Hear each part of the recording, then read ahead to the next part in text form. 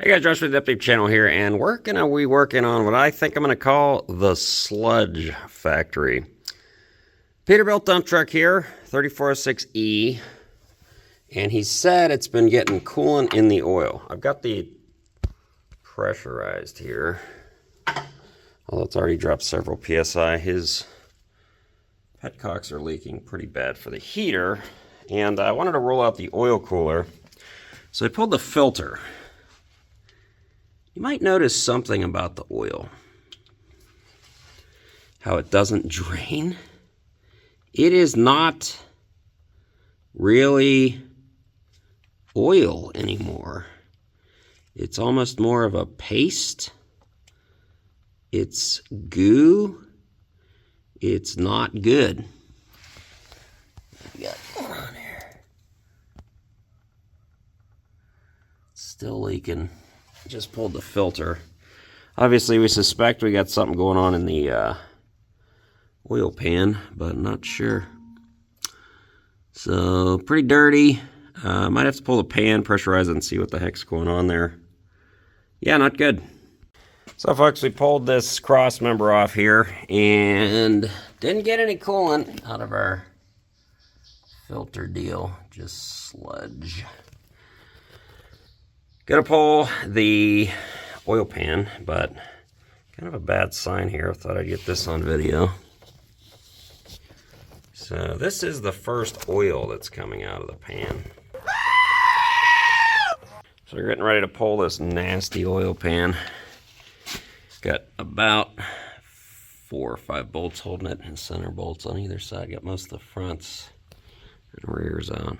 I should say all, but look how the oil stacks.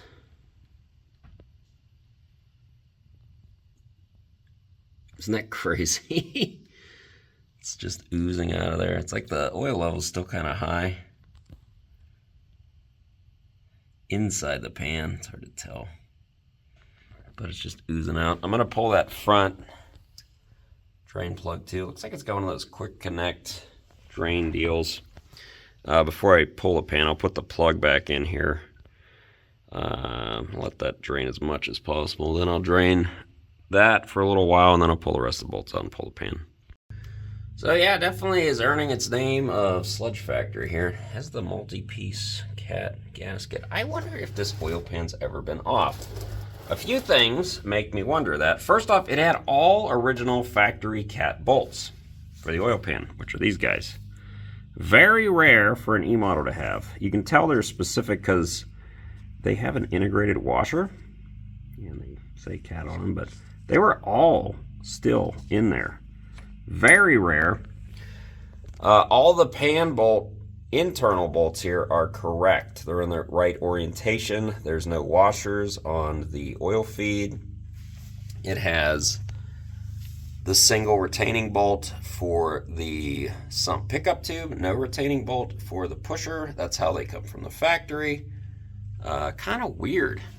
My only concern with the pan, which might not be, I'll take a look closer. It might have just been that it was bad here, but it did have a leak here.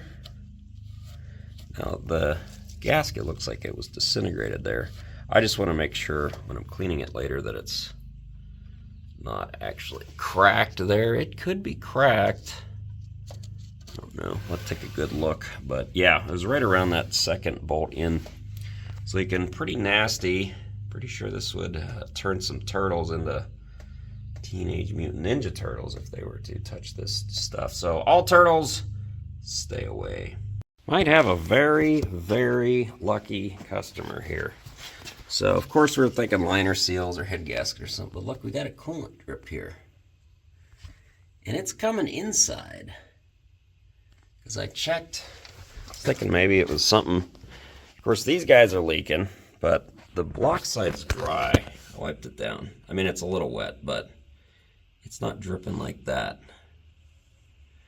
Now, of course, a liner seal is going to leak further back. It's pretty much leaking right there with the front plate.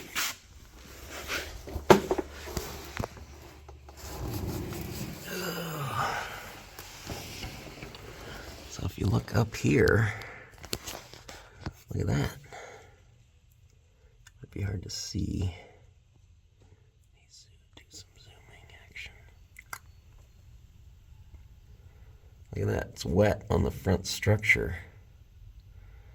Running right down, which obviously that's in front of all the liners. So I think I might have a bad water pump here. Now I haven't seen this on a 3406E before, but C10, C12s, those are renowned for leaking coolant into the oil through the water pump. Now there should be a weep hole that would allow that coolant to not get into the oil, but if it's packed with dirt and nasty, kind of like maybe the rest of the engine, it could cause it to leak there. So I need to see if that weep hole's sealed up, and then if it is, unseal it and see if we get coolant out of there. But I bet it's a water pump, not a major problem.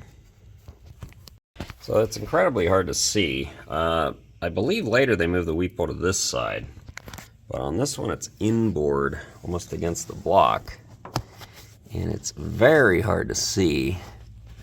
I don't know if I can even get it on camera. Probably not. You know, the camera doesn't always illuminate everything the same way. But it's wet. The weep hole's wet here. So, but it's also packed with dirt, it looks like. So I'm going to try and get a pick and see if I can clean it out. And then it should, I bet it dumps coolant out, and then we stop the leak hit there, which obviously that's not the fix. The fix is to replace the water pump. But yeah, I think he's got a bad water pump. So I got a water pump off here, folks. And this is the weep hole. At least that's what it's supposed to be. Yeah, I could see why the coolant wasn't really getting out of there. You can see coolant here. See the little drips. But more incriminating. Dun dun dun.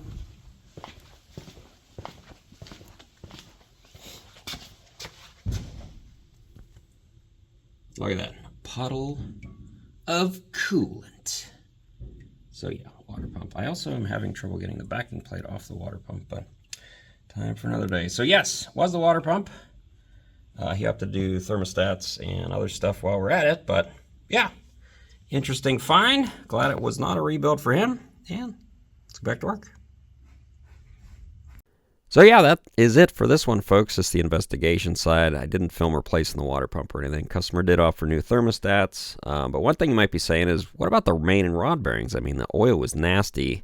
This is not the main and rod bearings from this engine, but he opted not to do it. He said the oil pressure was fine, so he was going to run it as is, and we didn't check them. That's his call. It's his money. And put it back together. It ran great. If you guys made it to this portion of the video, how about a little destruction of the week?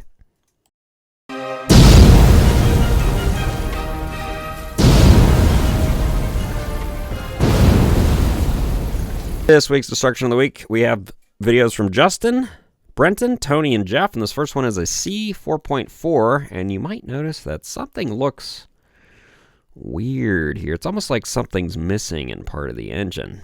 And yeah, out of this little Perkins, the crank is broken. Broken in 3 pieces, actually. Not good. I guess it was running and just stopped running. And yeah, not going to be running this crank for much longer. Haven't seen a broken crank on a 4.4 before. These are Perkins engines, not my favorite, but sucks for the customer. So next one, we have a Kubota engine here. Yeah, that's pretty bad. Piston, I guess parts of it still there, but most of it's not. This is a C7, and what you're looking at is the oil pan, and something definitely happened inside the oil pan.